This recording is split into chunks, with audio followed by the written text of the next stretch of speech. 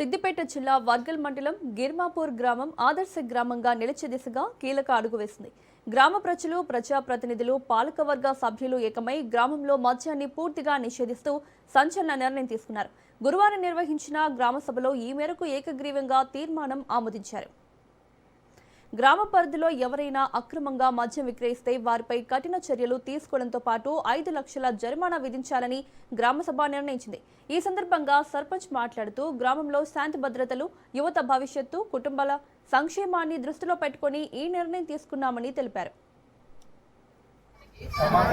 కలిగే నష్టాలను ప్రజలకు తెలియజేస్తానని, మద్యపాన రహిత సమాజాన్ని నిర్మించడానికి కృషి చేస్తానని మనస, వాచ, కర్మణ ఆరోగ్యానికి హానికరం. మద్యపానం ఆరోగ్యానికి హానికరం. మద్యపానం ఆరోగ్యానికి హానికరం. మన గ్రామంలో మద్యం కారణంగా కుటుంబాలు ఆర్థిక, సామాజికంగా నష్టపోకూడదనే ఉద్దేశంతో గ్రామస్తులందరూ ఏకాభిప్రాయానికి వచ్చారని వెల్లడించారు. గ్రామసభ తీర్మానాన్ని ప్రతి ఒక్కరూ గౌరవించాలని, గిర్మాపూర్ను పూర్తి స్థాయి మద్యం రహిత గ్రామంగా తీర్చిదిద్దేందుకు అందరూ సహకరించాలని గ్రామ పెద్దలు, ప్రజాప్రతినిధులు పిలుపునిచ్చారు. నిర్మించడానికి కృషి చేస్తానని మనస, వాచ, కర్మణ ఆరోగ్యానికి హానికరం. జరిగిన గ్రామ సభలో మేము ఏం చేసినామంటే మద్యపాన నిషేధంపై మేమందరం గ్రామ పంచాయతీ పాలకవర్గం అందరం కలిసి, గ్రామ ప్రజలందరూ కలిసి ఒకే తీర్మానంతో మొత్తం మా గ్రామంలో మద్యపానం నిషేధం చేయాలని చెప్పి నిర్ణయం జరిగింది.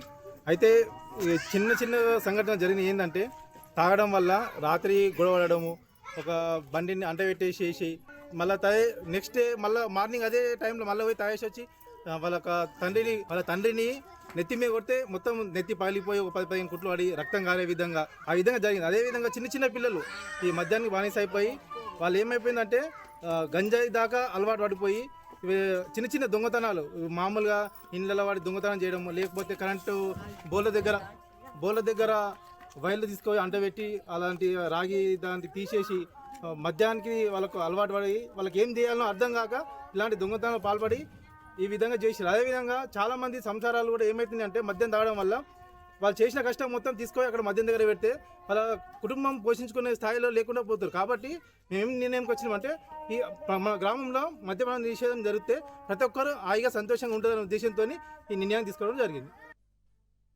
ఈరోజు మా గ్రామంలో జరిగిన గ్రామ సభలో మద్యపాన నిషేధంపై నిర్ణయం తీసుకోవడం జరిగింది. గ్రామ సభలో గ్రామస్తుల అందరి అంగీకారంతో మద్యపాన నిషేధం అమలు చేయాలని నిర్ణయించుకోవడం జరిగింది, తీర్మానం చేయడం జరిగింది. ఆ తీర్మానాన్ని కూడా మా లోకల్ గౌరారం ఎస్ఐ గారికి ఇవ్వడం జరిగింది, ఎక్సైజ్ ఆఫీస్లో ఇవ్వడం జరిగింది. ఈ మద్యపానం వల్ల చిన్న వయసులోనే యువత మందుకు బానిసై స్కూల్ వెళ్ళే 6, 7 తరగతి 10వ తరగతి లోపే పిల్లలు మందుకు అలవాటు అవుతారు దగ్గరలో ఉండడం వల్ల.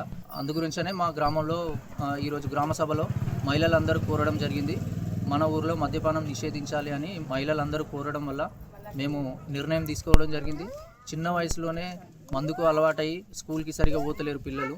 మద్యానికి అలవాటయ్యి డబ్బులు లేకపోయేసరికి పైసలు లేక చిన్న దొంగతనాలకు కూడా అలవాటు కావడం జరుగుతుంది పిల్లలు మందుకు బానిసయి.